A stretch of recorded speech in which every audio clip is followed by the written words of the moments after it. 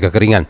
Memasuki musim kemarau 2026, wilayah Indonesia mengalami penurunan curah hujan secara bertahap. BMKG mencatat musim kemarau meluas di berbagai daerah.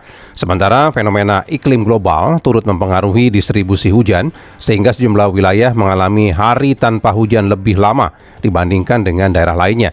Kondisi ini meningkatkan potensi kekeringan meteorologis, terutama di wilayah yang bergantung pada air hujan untuk kebutuhan pertanian dan juga sumber air bersih. Anda juga bisa menyampaikan informasi ya, seperti apa kondisi di daerah Anda di 021 352 3172 atau di 021 386 2375 atau di 021 384 4545. Jadi kondisi yang menggambarkan soal kekeringan antara lain seperti hari tanpa hujan berlangsung sangat lama di sejumlah daerah, wilayah mencapai lebih dari 30 hingga 60 hari berturut-turut. Cadangan air juga mulai menurun, baik di waduk, embung, sungai maupun juga sumur warga. Kemudian kebutuhan air bersih juga mulai terganggu, sehingga beberapa daerah juga harus mendistribusikan air menggunakan mobil tangki. Lahan pertanian juga mulai mengalami kekeringan. Ini meningkatkan risiko gagal tanam ataupun penurunan hasil panen. Kemudian juga ada risiko kebakaran hutan dan lahan. Meningkatnya potensi tersebut ini juga diwaspadai sekarang ini di berbagai wilayah di tanah air. Sebenarnya seperti apa kondisi kekeringan saat ini? Kami sudah bersama dengan Deputi Bidang Klimatologi BMKG Ardasena Sopa Heluwagan.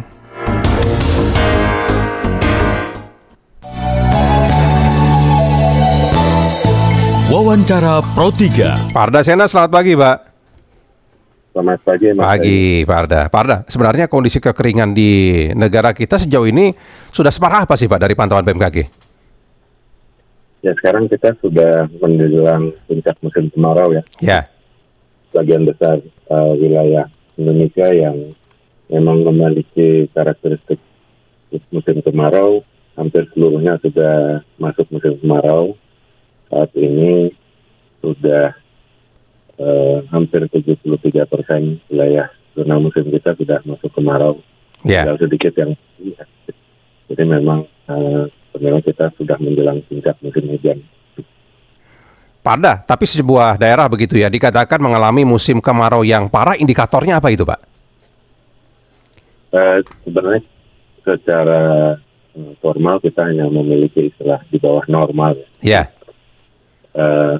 Indikatornya ya dia kering selama beberapa bulan gitu. Jadi ada beberapa daerah yang saat ini kita pantau juga sudah lebih dari 60 hari atau 2 bulan sudah turun hujan. Nah, itu merupakan salah satu indikator mengenai kondisi kemarau yang di bawah normal. Ya. Sejauh ini dari pantauan BMKG daerah mana saja, Pak, yang memang curah hujannya sudah tidak ada sejak 60 hari terakhir begitu, Pak? Utamanya di daerah Nusa Tenggara ya. Nusa Tenggara Timur, Nusa Tenggara Barat, lalu pesisir Jawa bagian selatan ya, pesisir Jawa Timur bagian selatan, juga Jawa Tengah bagian selatan, itu daerah-daerah yang kami catat sudah mengalami hujan lebih dari 2 bulan. Ya. Nah, setiap daerah itu dari yang disampaikan Pak Arda tadi kan sebagian besar sudah masuk musim kekeringan begitu ya, Pak. Apakah pola-pola musim keringan itu masing-masing daerah berbeda begitu, Pak Arda? Betul, berbeda. Jadi wilayah Indonesia di timur, ya, jadi seperti Nusa Tenggara Timur, Nusa Tenggara Barat itu selalu musim keringnya atau musim kemaraunya paling panjang. Ya. Lalu karena musim kemarau datangnya dari wilayah tersebut merambat secara bertahap ke arah barat ya, ke Bali, ke Jawa Timur, Jawa Tengah, Jawa Barat, Banten dan selanjutnya. Jadi wilayah-wilayah yang ada di sisi barat seperti Jawa Barat, DKI, Banten, Lampung, Sumatera Selatan itu, juga Kalimantan bagian selatan itu belakangan musim kemarau. Nah, itu kenapa Pak daerah timur Indonesia musim kemaraunya lebih panjang, Pak Arda? Ada penyebab lainkah begitu, Pak? Ya, karena biasanya musim kemarau ini kan disebabkan dan didahului oleh angin monsun dari Australia ya, saat kering. Nah, dia memang datangnya dari arah timur dulu, dari arah tenggara ya. Dia membawa angin kering sehingga daerah kita yang berada di timur itu mengalami kekeringan lebih dahulu dibandingkan yang di barat. Jadi sebenarnya penjelasan sederhananya seperti itu. Jadi memang tidak serempak gitu. Nah, untuk wilayah timur, tengah, dan barat itu apakah ada batasannya Pak? Misalkan musim keringnya hanya sampai nanti bulan ini. Nah itu prediksi BMKG bagaimana Pak Arda? Kalau musim hujannya itu terjadinya berkebalikan ini. Jadi itu maksudnya dari arah barat, ya, jadi dari Sumatera. Oh begitu, terbalik ya Pak kalau musim hujan begitu ya Pak Arda ya, dari barat dulu ya? Betul, terbalik, sehingga daerah-daerah yang di timur musim keringnya lebih panjang, musim hujannya lebih pendek. Ya. Yang di wilayah barat itu musim keringnya pendek, musim hujannya lebih panjang gitu. Itu merupakan ciri-ciri iklim hujan di Indonesia. Ya. Lalu wilayah yang di sekitar Katulistiwa itu berbeda lagi, di sana banyak daerah yang sekarang masih mengalami hujan karena mereka pola hujannya berbeda dengan mayoritas kita yang ada di selatan Katulistiwa seperti di Jawa.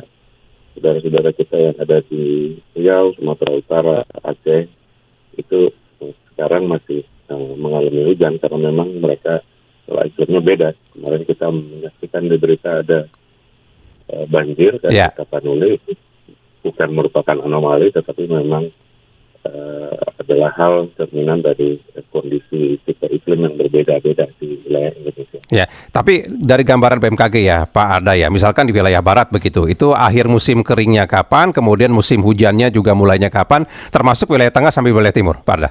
Gambarannya seperti apa Pak? Kalau dari wilayah yang di barat itu dia masuk musim keringnya berakhirnya duluan ya, atau musim hujannya dia masuk duluan itu di sekitar bulan Oktober tengah ya. Ya. Bermenjelang November. Lalu kemudian baru dia merambat ke arah Banten, Jawa Barat itu baru di sekitar awal bulan November gitu. Jadi secara bertahap. Lalu nanti daerah Bali, Nusa Tenggara itu baru menjelang akhir November dan Desember. Iya. Nah, Pak Arda, sebenarnya El Nino masih adakah? Lalu sejauh mana pengaruhnya makin memperparah kondisi kekeringan di Indonesia, Pak? Saat ini kita pantau kondisi El Nino sudah cukup kuat, baru mulai berpengaruh ke Indonesia. Tapi pendengar RRI juga perlu memahami bahwa El Nino dan kemarau itu dua hal yang berbeda begitu ya, Pak Arda ya. Kita sudah mengalami kemarau lebih dahulu dibandingkan terjadinya El Nino.